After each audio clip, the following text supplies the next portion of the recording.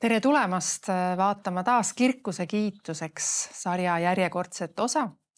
Ja ma võin juba etteruttavalt öelda, et tänane osa on kindlasti paljude vaatajate jaoks väga põnev ja uusi teadmisi pakkuv, sest naine, keda me täna hakkame uurima, on Seeba kuninganna. Aga enne, kui me jõuame selle loo juurde, ma tutvustan ka meie tänaseid vestluskaaslasi ja hea meel on tervitada stuudios taas kord sind, Helen Haas. Tervist! Nii hea meel, et sa oled meiega, sest Helen, sinu saadetel on olnud väga hea tagasiside. Rõõm kuulda! Inimestel meeldib kuulda neid, kellel on mida jagada ja kes oskavad seda väga hästi väljendada, nii et me oleme põnevil, mida sa oled uurinud Seeba kuninganna kohta juba. Ma usun, et sul on kõige rohkem teadmisi võrreldes võib-olla paljude teistega, sest sa oled ka tegelikult ju religiooni uurija ja oled uurinud mitmeid erinevaid kultuure, araabia kultuure, nii et igati õige naine siin täna. Ja Külvi, sulle ütlen taas kord tere. Tere! Hea meel, et sa oled ka panustamas meie vestlusesse oma enda mõtetega. Suur rõõm, nagu alati. Just. Ja nüüd meil on suur rõõm minna kohe sellise põneva persooni juurde, kelle nime me tegelikult vist isegi ei tea või on teada, mis võis olla selle salapärase Seeba kuninganna nimi. Piibel ei ütle meile tema nime. Aga kui me läheme piiblist natukene sammu vasakule või paremale, siis erinevates traditsioonides talle nimi on siiski antud. Näiteks islami traditsioon ütleb, et tema nimi oli Balkis ja Etioopia traditsioon ütleb, et ta oli Makeda. Nii et täiesti tundmatud nimed meie jaoks ilmselt tänases Eestis, aga nendes kultuurides vägagi tuntud. Joosefus ütleb veel Nikaulis. Just. Jah. Ehk siis päris reaalselt elanud valitsejannad. Jah.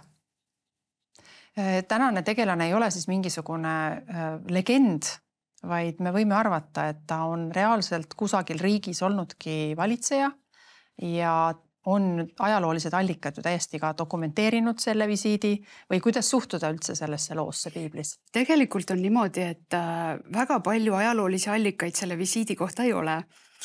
Et Vana Testament on peamine allikas üleüldse Seeba kuninganna kohta, tema isiku kohta, Seeba maa kohta, kuigi me isegi seda ju ei tea, kus täpselt selline kuningriik või maa võis asuda.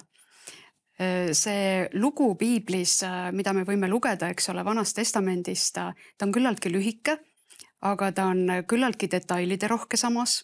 Me saame sealt üht-teist teada, aga samas sinna ümber tekib järjest rohkem küsimusi samal ajal. Et see puudutabki seda, et kust ta ikkagi tuli, kes ta ikkagi oli, kas ta oli mustanahaline, kas ta oli valgenahaline, teda on erinevatel viisidel kujutatud, teda kirjeldatud aegade vältel. Nii et ma võiks isegi öelda, et küsimusi tema isiku ümber on võib-olla rohkem kui vastuseid. Ma lihtsalt ise mõtlen, et võib-olla üks asi meile kristlastena võiks olla üks julgustav või kinnitav toetuspunkt see, et Jeesus mainib tegelikult Lõunamaa kuningannat, kes tõuseb taas kord üles kohtupäeval ja kui Jeesus uskus, et selline inimene on päriselt olemas olnud, siis ma arvan, et me võime toetuda ka sellele, et Jeesus teadis, mida ta rääkis. Ma arvan, et see on väga hea lähtepunkt mõelda selle peale, milliseid isikuid Jeesus mainis oma lugudes, keda ta tõi eeskujuks ja näideteks, et Lõunamaa kuninganna kindlasti oli selline tegelane, keda kuulajad teadsid hästi. Muidu Jeesus võib-olla ei oleks kasutanud seda näidet. Ja pole siis ka ime, et see lugu ka ümberkaudsete rahvaste puhul võttis omasid vorme, andis nimesid talle, eks ole. Et see on selline lumepall olnud läbi aegade ja sajandite kuni tänasesse päeva välja. Erinevad rahvused ja erinevad legendid on üritanud ka iseenda pärandit sellega nagu siduda, eks ole, et nagu sa ütled, et see on hea pinnas, mille peale juurde ehitada. Väga hea pinnas, sellepärast, et see lugu on sisukas, ta on intrigeeriv, ta haarab, ütleme, sellist suuremat geograafilist piirkonda, mis annab võimaluse erinevatele rahvastele kuidagi samastada ennast sellega. Et igatepidi selline hea variant, kas siis ennast legitimeerida selle loo kaudu, kui me räägime siin näiteks Etioopia keskaegsest kuningakojast või siis ka Koraanist, mis mainib samamoodi Seeba kuningannat, aga nüüd jällegi natukene teistsuguses võtmes kui Vana Testament. Et sellised nüansid tulevad juurde. Räägi sellest, mis võtmest nad räägivad. Kui rääkida Koraanist võib-olla esialgu, siis huvitav on võib-olla see, et kui Vanas Testamendis läheb see lugu nüüd niipidi, et Seeba kuninganna oli see, kes kuulis Saalomoni tarkuse, rikkuse ja õigluse kohta ja tahtis siis tulla seda oma silmaga nägema, siis Koraani loos on teistpidi. Et tegelikult Saalomon kuulis, et kuskil on selline Seeba maa, seal valitseb kuninganna, kes on väga tark ja seal see maa elanikud ise ka enda kohta väga hästi arvavad, et nad on väga targad. Ja et see maa on ka väga rikas ja et sellel kuningannal on väga suur troon ja et see on just huvitav, et ta on nagu teistpidi, et kuningas Saalomon kuuleb sellest, hakkab huvituma sellest Seeba kuningannast ja sellest maast, mida ta valitseb ja saadab talle kirja ja kutsub teda külla. Ja kusjuures nii on piiblis ka, eks ole ju, et ta ise tegelikult kutsub Seeba kuninganna, et ta ei tulnud nagu omal algatusel. Minu teada on see piiblis ka, ei ole? Mina ei tea, kus on kirjas, tunnistan ausalt. Seda mina vist ei ole piiblist osanud välja lugeda. Aha, siis ei ole piiblis. Aga Koraanis on ta kindlasti olemas, et just hästi konkreetselt Saalomoni poolne algatus ja tema ütleme eesmärk, miks ta kirjutas Seeba kuningannal oli see, et ta kuulis ka, et Seeba kuninganna, kuigi ta on väga rikas, tark ja nii edasi, ometigi kummardab ta ebajumalaid seal oma maal, päikest ja kuud ja taevakehi ja tema kirja eesmärk oli siis kutsuda ta põhimõtteliselt kummardama ainujumalat ja loobuma oma ebajumalatest. Kui vaadata seda lugu, siis see kuninganna läks omale maale tagasi ja tõenäoliselt ikkagi ei jäänud kummardama seda jumalat, vaid see oli lihtsalt üks mingisugune kohtumine, kokkupuude, aga mitte niivõrd pöördumine. Jah, tegelikult islami traditsioonis on ka niimoodi, et Seeba kuninganna loobus oma ebajumalatest ja hakkas kummardama siis seda Saalomoni jumalat, keda ta kohtas Saalomoni kaudu selle reisi käigus, läks oma maale tagasi. Aga seal loos on veel üks huvitav nüanss see, et kui Seeba kuninganna siis tuli, eks ole, oma karavaniga ja tal olid ka kõik need kingitused kaasas ja nii edasi, siis ta astus Saalomoni paleesse, mis oli kristallpalee, mis oli kristallist, eks ole, valmistatud ja kui Seeba kuninganna seda nägi, siis ta olevat ära ehmatanud, sest ta arvas, et põrandal on vesi, mitte kristall ja ta tõstis oma seelikusaba, eks ole, üles, et see märjaks ei läheks ja astus siis sinna põranda peale niimoodi. Ja siis Saalomon sai aru, et tegelikult see Seeba kuninganna ikkagi nii tark ei ole, kui kuuldused temast, eks ole, rääkisid. Ja õpetas talle siis üht-teist omalt poolt juurde. Et seal jah, on selliseid huvitavaid detaile selles islami traditsiooni loos. Ja muidugi piibel räägib nüüd küll ja ka need traditsioonid, nii palju kui ma olen ise uurinud, et Seeba kuninganna tuli tegelikult testima. Et ta oli tõepoolest väga tark ja väga võimekas naine, et ta ei olnud lihtsalt uudishimulik, vaid ta tuli nagu teatud mõttes musklit proovima, et kumb siis on nagu targem ja et see käis nagu edasi-tagasi, et tema tõi oma parimad mõistatused ja piibel siis ütleb ka, eks ole, et Saalomon oskas neile kõikidele vastata ja mitte ükski neist ei jäänud vastuseta. Tekst ütleb, ta tuli mõistu küsimustega kimbutama. Jah, tuli lausa kimbutama. Lausa kimbutama. Ja erinevates traditsioonides on isegi neid mõistu küsimusi esitatud, eks ole, et nad on nagu mõistatused sisuliselt, nagu Eesti, ütleme, folklooriski on erinevad mõistatused, aga Saalomon jah, arvas nad kõik ära. Ja huvitav, et õpetussõnade alguses tegelikult ju kirjutab ka sellest, et mina olen see, kes mõistab sügavaid ütlemisi ja sügavaid selliseid ka õpetussõnu ja paralleele ja kuidas sa seda praktiliselt ütled. Et selles mõttes Saalomon oli tõepoolest mees, kellele võis selliste asjadega tulla ja vaadata, et kes siis nüüd on võimeline sügavamale minema nendes asjades ja keda ära võib-olla komistama panna. Selles loos on siis hästi palju folkloori, me oleme nagu aru saanud, et tuleks seda kuidagi puhastada. aga nüüd enne, kui me läheme nüüd päris selle loo enda juurde, natukene on ju piiblist seda siia sisse vihjeid pandud. Räägime uuesti sellest, et mis maa see Seebamaa võis olla, sest et nii palju, kui mina olen lugenud, on Seebat väga erinevatesse kohtadesse paigutatud, teooriaid on erinevaid ja ka piiblist me loeme tegelikult Noa järeltulijad, seal olid Seeba, et on nagu täiesti võimalik, et me ajame võib-olla mingeid Seebasid omavahel segamini, mis lõppkokkuvõttes võib-olla ei olegi lõpuks väga oluline, aga mida kõige rohkem arvatakse, kust koha pealt see kuninganna tuli, kui kaugel siis pidi olema see riik? Kõige rohkem pakutakse Araabia poolsaart, selle lõunaosa, ütleme tänapäeva Jeemen.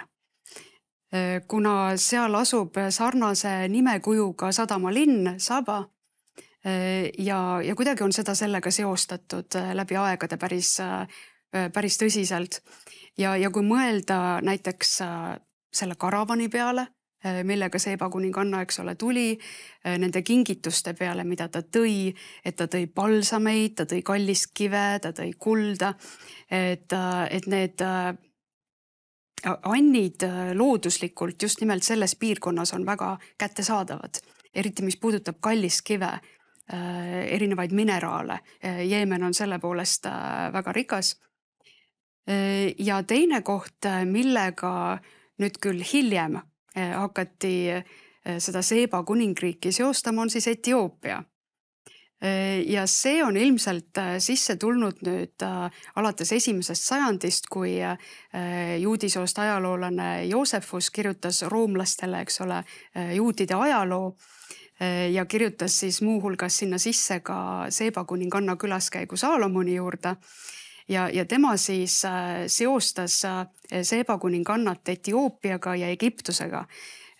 Ja kuidas nüüd seda võtta, et kas Joosefusel oli mingisugune teadmine kindel selle kohta, et kuninganna võis sealt kandist tulla või ta arvas, et see võis niimoodi olla või oli see lihtsalt tema tahe, et ta isiklikult seostas seda naist nende maadega, sellepärast et tal oli vaja roomlasi ikkagi imponeerida. Tal oli vaja näidata, et juutidel on võimas ajalugu, et nad on vägev rahvas olnud ajaloos ja roomlaste jaoks muidugi Egiptus oli ju viljaait ja Etioopia oli kullaait, eks ole, et kui ta seostas Seeba kuningannat nende maadega just, et siis see võis roomlaste silmis olla selline, ütleme, austust vääriv seik juutide ajaloos, et ei tea jällegi, et miks ta selle niimoodi sisse kirjutas, aga see lugu hakkas jällegi nüüd oma elu elama omakorda, sest keskajal, kui Etioopia oli muidugi juba kristlik piirkond, eks ole, ja valitsema tõusis selline võimas kohalik dünastia 13. sajandil, siis see on ju ka päris loomulik, et iga endast lugupidav dünastia, kuningasugu pidi endale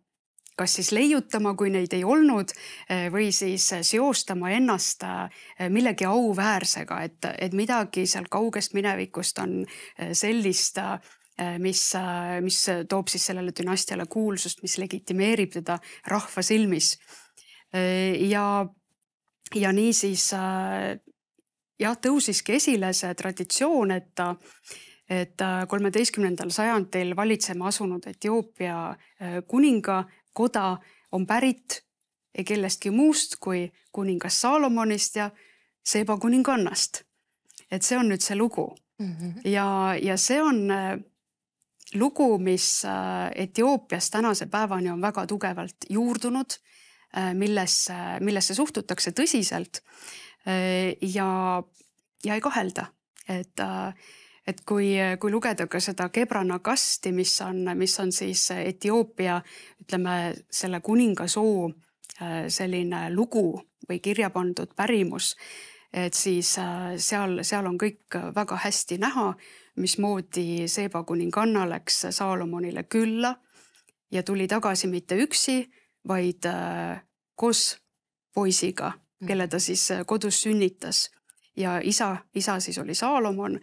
Ja muidugi seal loos räägitakse veel ka seda, et kui see poiss nüüd sündis ja ta sai teada, kes on tema isa päriselt, siis ta läks oma isa külastama, kui ta oli juba täisealiseks saanud. Nad kohtusid selle legendi järgi ja Saalomon olevat talle pakkunud siis Jeruusalemmas oma pärija positsiooni, et ära minegi tagasi, jää siia, sa oled minu poeg. Aga Menelik oli siis selle poja nimi, eks ole. Tema ikkagi otsustas tagasi minna. Ja legendis on veel selline huvitav nüanss, et ta läks sinna tagasi koos seaduse laekaga Jeruusalemmast. Ja see seaduse laeka kadumise ja otsimise lugu on muidugi jällegi omaette selline suur narratiiv, millest on filme tehtud ja raamatuid kirjutatud päris palju.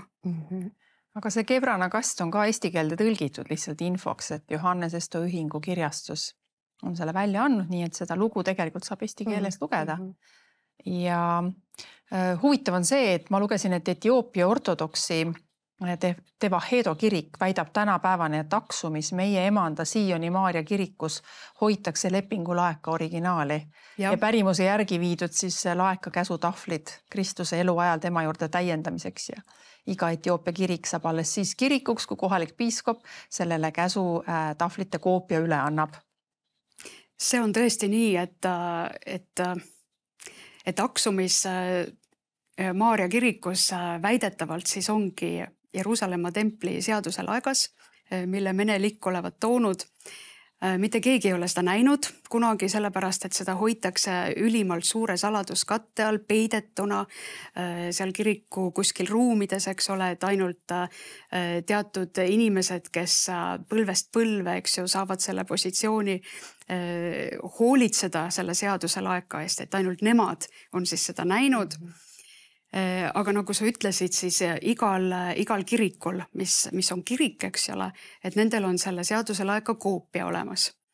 Ja seda koopiat näidatakse inimestele. Ja olen ise ka näinud ühte sellist, et teda ei näidata küll, ütleme niimoodi otseselt avalikult, eks ole, et sa näed nagu tõesti nagu mingisugust laegast, ta on ikkagi kangastega kaetud, ta on peidetud, aga ta tuuakse välja ja inimesed teavad, et seal ta on. Et nad ikkagi näevad teda selles mõttes. Ja see laegas tuuakse välja kirikupühadel päris mitu korda aastas kohe ja suured protsessioonid käivad sellega kaasas ja sellised küllaltki arhailised liturgiad ja palvelaulud. See on väga-väga huvitav vaatepilt. Ja kõik see viiakse tagasi selle looni, eks ole, et Seeba kuninganna meie juures siit pärit käis Jeruusalemmas kuningas Saalomonil külas ja sealt see kõik alguse sai. Mis sa ise arvad sellest loost, kui palju sulle see tundub usaldusväärne? Täiesti su enda arvamus, ei pea pretendeerima absoluutsele tõele. Ütleme niimoodi, et sellistel lugudel, mis on nagu hästi tugevad lood rahvast, ütleme ühe rahva, nagu selline põhilugu tegelikult, kui me räägime, mis räägib päritolust, mis räägib seaduse laekast, eks ole, kuidas see meie juurde jõudis, mis räägib meie kuninga soost ja nii edasi. Et mina ütleks selle kohta, et kus suitsu seal tuld. Et päris tühja koha peale ilmselt sellised lood ikkagi tekkida ei saa. Et mingisugune algtõuge pidi seal olema, et mismoodi seda lugu hakati ehitama selliseks, nagu ta tänapäeval on. juudid viitavad ka ühesõnaga piibel ütleb, et ta oli 6 kuud, eks ole, õppis ja uuris ja oli nii-öelda osaduses Salomoniga, õppides tema käest. Minu meelest muidugi see vaherepliik, kus ütleb, et kui ta siis nägi kõike seda, mismoodi see Salomoni koda oli ja kõik, et ta jäi hingetuks ja ütles, et kõike see, mida ma olen kuulnud, ei ole mitte midagi sellega võrreldav. Aga juudid ka rõhutavad seda, et kuidas nüüd täpselt piiblis ütleb, et Salomon andis talle kõike ja üle selle, mis talle oli jõukohane, veel enamgi. Ja et see siis nagu pidi olema selline tõestus sellest, et ta läks palju kaugemale, kui nagu tavaline kuningas peaks minema või võiks minna. Nii et tegelikult ka juudid oma sellise traditsiooniga toetavad seda, et Seeba kuninganna võiks ka minna pojaga sealt tagasi. Ühtis Salomoniga rohkem, kui oleks nagu, et mitte iga kuninganna ei saanud nii lähedaseks või iga külaline, eks ole, et seal midagi tõepoolest väga erilist toimus. Sellesse lausesse võib väga palju. Väga palju. Ja piibel on selle koha pealt nagu väga tundlik või kuidas ma ütlen, need on need kohad, kus me peame kultuuri tundma. Meile tuleks palju rohkem sellel teemal ütelda, et meil nagu lambike põlema läheks. Aga nende ajal öeldi palju vähem selleks, et nendel juba läks lambikene põlema, et siin viidatakse millelegi, mis on enam. Aga samas, kui rääkida nüüd kristlikust vaatest, et kuidas meie kristlastena Seeba kuningannat võiksime mõista, siis tegelikult minu meelest on ta ju üks võib-olla isegi ainuke või vähestest sellistest inimestest, kes tuli kuskilt kaugelt kohale selleks, et õppida Jumalat tundma. Sest Seeba kuninganna siin Vanas Testamendis ju ütleb ise ka, et nüüd ma olen oma silmaga näinud, ma olen näinud palju rohkemat, kui ma kuulsin, eks ole. Ma olen näinud, kuidas sinu teenijad käituvad, seda rooga, mis on sinu laual, kuidas nad sind teenindavad, eks ole, sinu hooneid. Ilmselt oli sellel ajal ka juba tempel valmis saanud.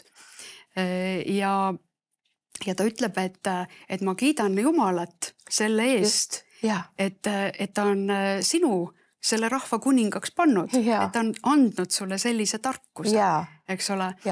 Et tegelikult Seeba kuninganna tunnustab Jumalat siin selles loos. Mitte oma taeva tähti ja kuud ja päikest, vaid tõepoolest seda Jumalat, keda Salomon teenib. Aga see võis ka olla lihtsalt selline tunnustus, nagu sinu Jumal on respekt. Mitte see, et ta on minu Jumal, vaid ta ütleb nagu, et ta on eks ju sinu Jumal. Et seda me ei oska ütelda, kui palju Seeba kuninganna tõeliselt sai nagu selle usu Jumalasse, keda Salomon nagu teenis. Aga ta sai kindlasti mõjutatud. Ma arvan, et see mõju oli suur, aga siin me ei loe seda välja, et ta läks tagasi ja temast sai nii-öelda selle Jumala kummardaja. Aga silmad tal kindlasti avanesid selles suunas kindlasti. Seda võib tema sellest kõnest, mida ta ütleb, eks ole, kuningale välja lugeda. Aga samas nii näiteks islami traditsioon, millest me enne rääkisime, ütleb, et ta võttis, eks ole, selle õige Jumala vastu ja ka juudi traditsioonist me võime seda välja lugeda, et ta võttis, aga ebasiiralt, pöördudes hiljem tagasi oma kuude ja päikeste juurde, eks ole. Aga ka juudi traditsioon ju räägib sellest, et ta läks tagasi koos pojaga ja ühe versiooni kohaselt see poeg sai kuningas Nebukadnetsari esiisaks. Just, jah. Et jällegi selline omamoodi nagu ring sai täis, eks ole, et see on hästi huvitav, mismoodi need narratiivid nagu tekkisid või need loodi on ju ilmselgelt nagu ka tagantjärgi need traditsioonilised lood, eks ole. Et kuidagi seletada või selgitada näiteks ka mingis võtmes Jeruusalemma templi hävitamist, eks ole, Nebukadnetsari ajal.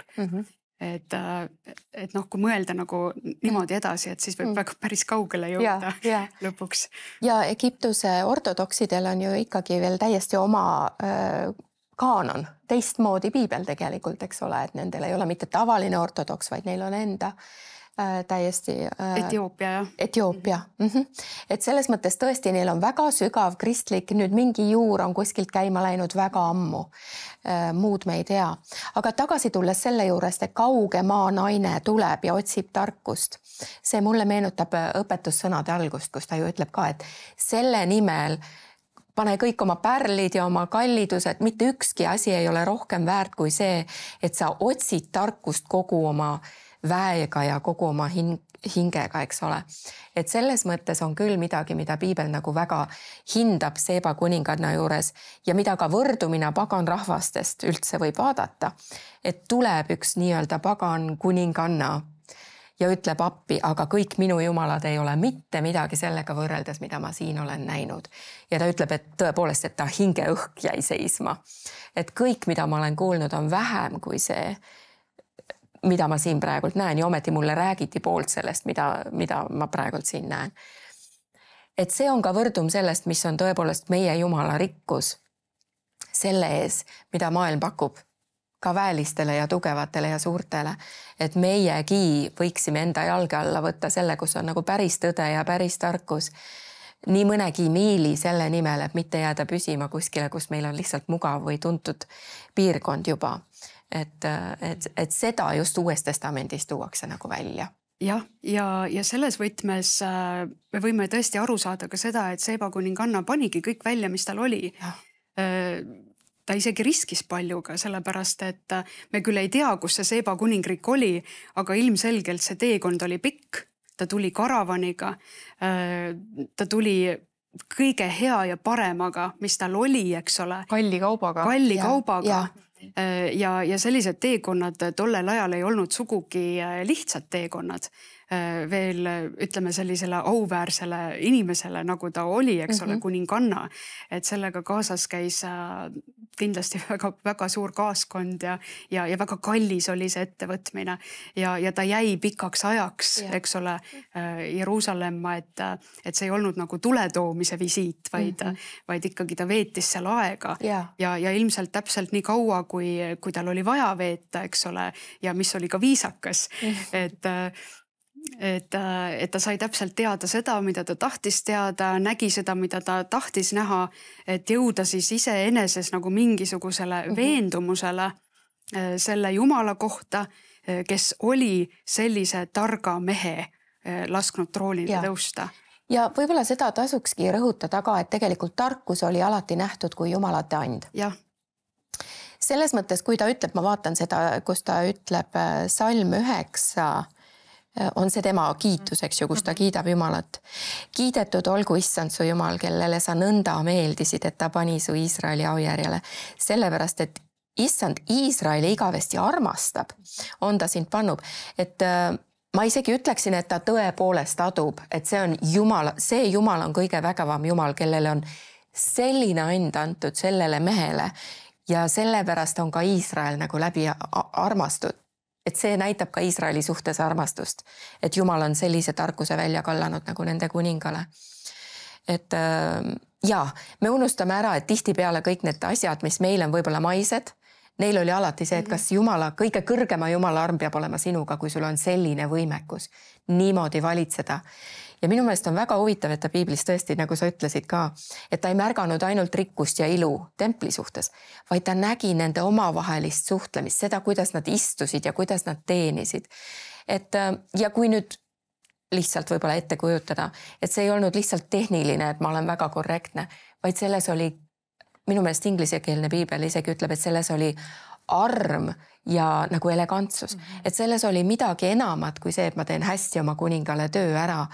Selles oli see suhte nagu dimensioon taga, mida mujal ei ole. Ma arvan, see on tänane evangeeliumi võib-olla selline ka.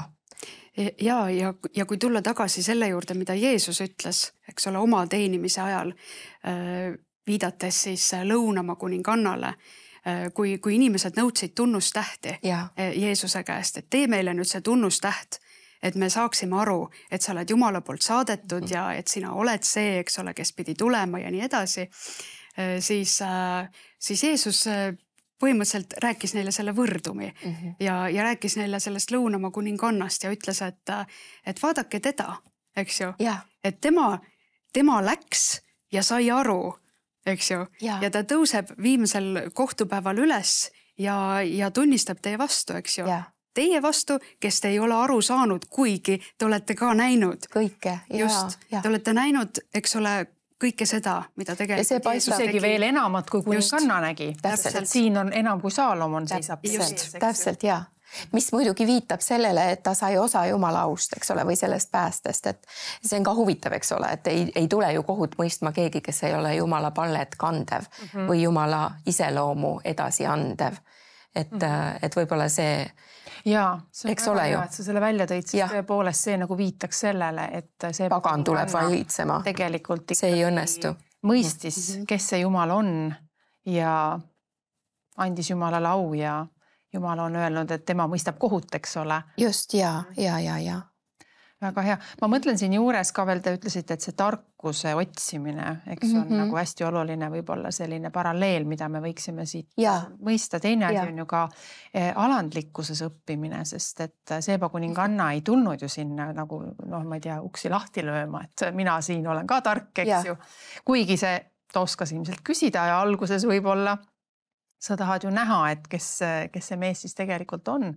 Aga see, et ta oli valmis õppima, ta tuli selle suhtumisega, et ma olen valmis õppima. Ja kingituste toomine tähendab seda, et ma alistun sulle sellel hetkel, ma pean sind ülemaks. See on loomulikult kombestika, aga selle kombestiku tegelikult alusvundament ongi see, et ma tulen sinu maailma ja ma tahan nüüd kõike teada, kes sina oled. Ma kuulun nagu sellel ajal nii-öelda sinu meelevalda.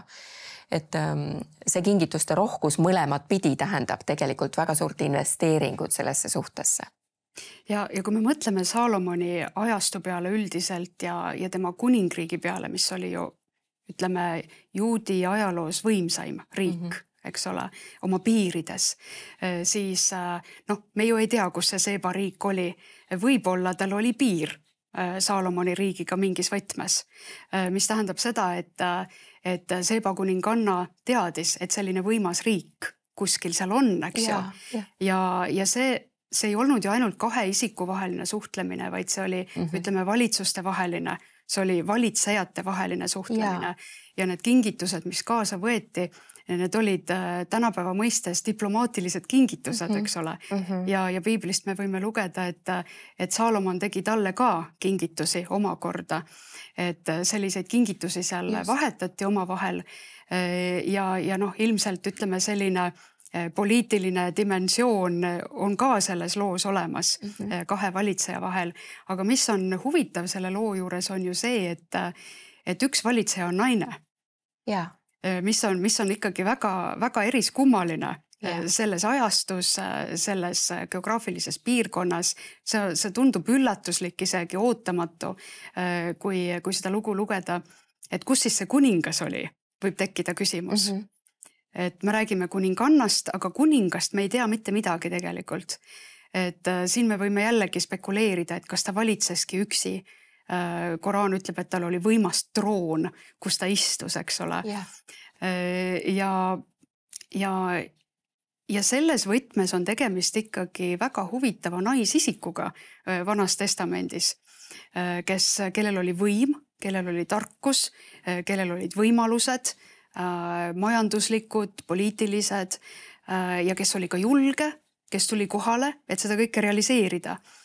Tolle aja ilmselt ühe võimsama valitsejaga seal piirkonnas, eks ole.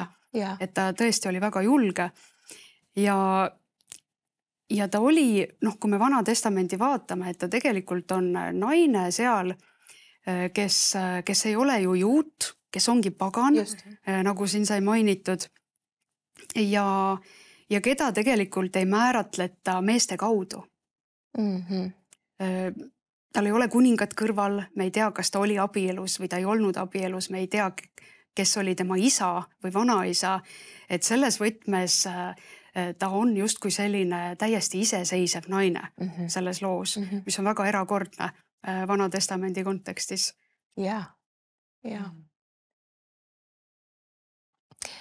Teine asi, mida mina olen mõelnud, on see, et tarkuse otsimine nõuabki investeeringut, eks ju. jah, Et kui sul on juba suur kuningriik ja ma arvan, et sa sellele natuke viitadki, et kui selle naise kuningriik on juba väga rikas, väga võimas, väga ilus ja ta ise on väga tark, siis see, et sa võtad oma jalad alla nii-öelda ja lähed miile selleks, et ma lähen ja vaatan, kas seal on veel enamat. Tema jaoks see oli endiselt ikkagi jumalatega ka seotud ja kõik see, mis väljapool oli kuningriigis näha, oli tema jaoks peegeldus sellest, mis on päriselt oluline. Et ma mõtlen vahel võib-olla tuua täiesti selline maailmalik näide, et ütleme, et sa oled, ma ei tea, teadlane või autor või keegi, kellel on väga palju au just sellest, mida sa oled seni teinud. Aga ühel päeval sa näed, et kuskil on keegi või mingi allikas, kus sa tunned, et sealt tuleb veel sügavamat vett.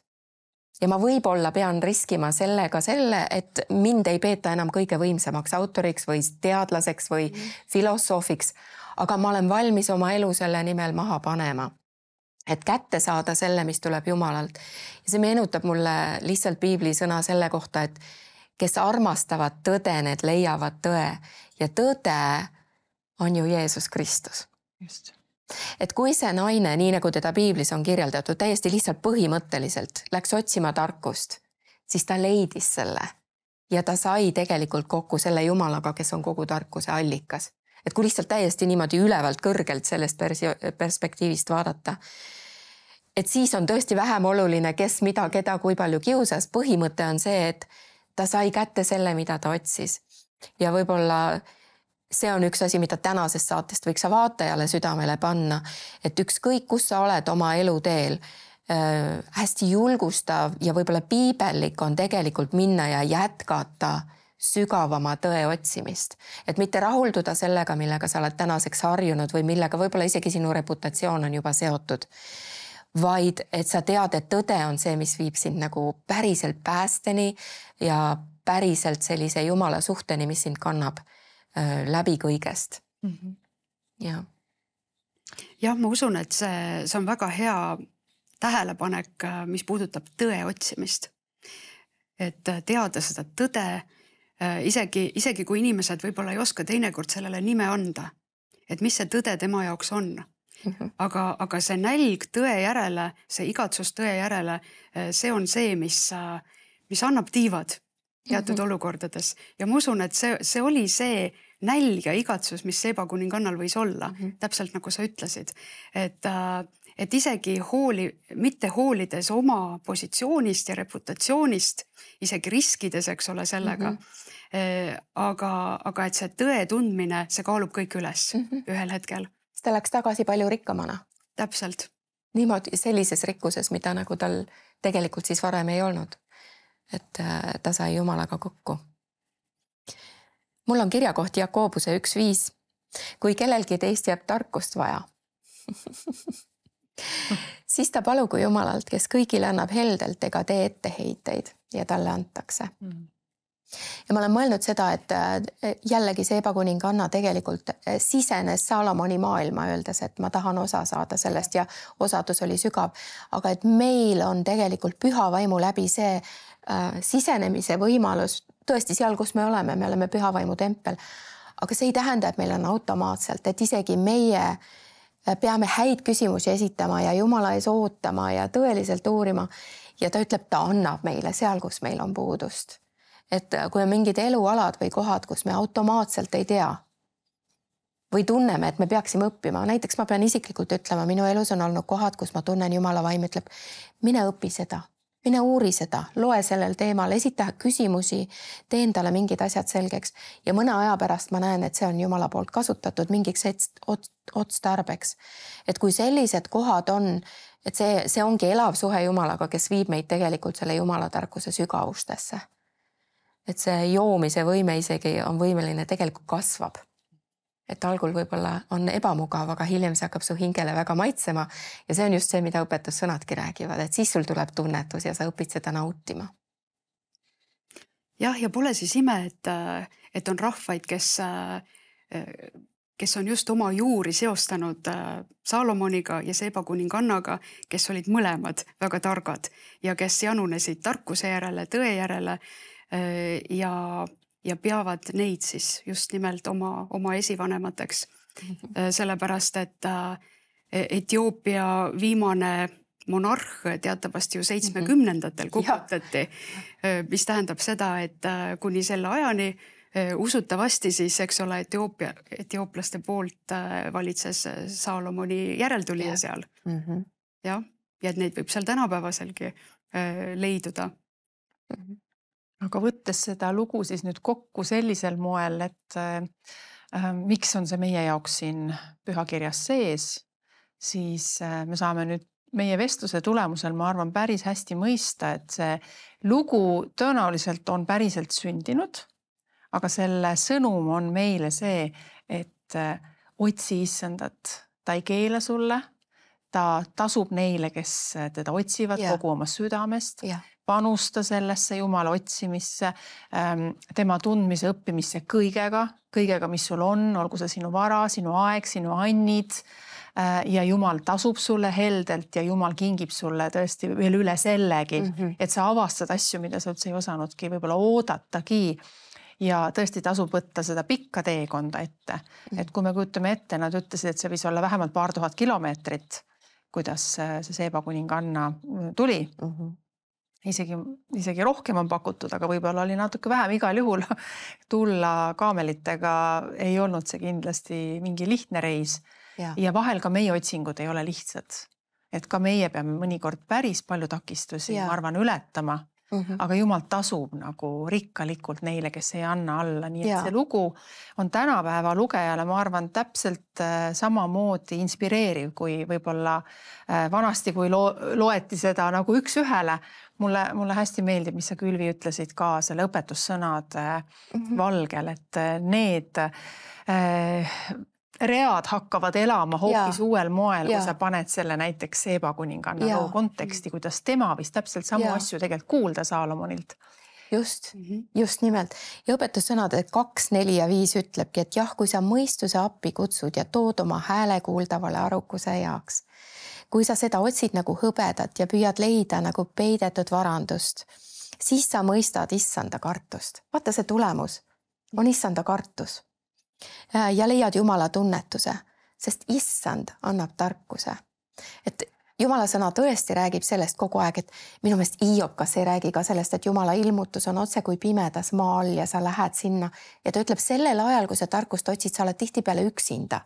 Sa pead ise enda sees neid lahendusi ja võimalusi otsima ja otsuseid tegema. Aga teine pool sellest, mida ka õpetussõnad väga selgelt räägivad, on see, et kui sa leiad tarkuse, siis see annab sulle pika eluea ja õnnistuse ja ka rikkused ja selline elu on tema käes. Et see sama saladus nüüd võib-olla Saalomoni poolt, et rikkuste asemel tema küsis tarkust ja Jumal andis talle kõik. Ma usun, see tuli ka samamoodi Seeba peale ja tegelikult on meile antud Uues Testamendis erilise tõotusena. Et Jeesus ise on meie tarkus ja meie õpetus. Võib-olla sobib siia meenutada ka ühte tähendamissõna Uues Testamendist, mis räägib põllusse peidetud varandusest. Et kui mees selle leidis, siis ta võttis kõik, mis tal oli ja läks ja ostis selle põllu, kus see varandus peidus oli. Et ma usun, et Seeba kuninganna võis midagi sarnast kogeda.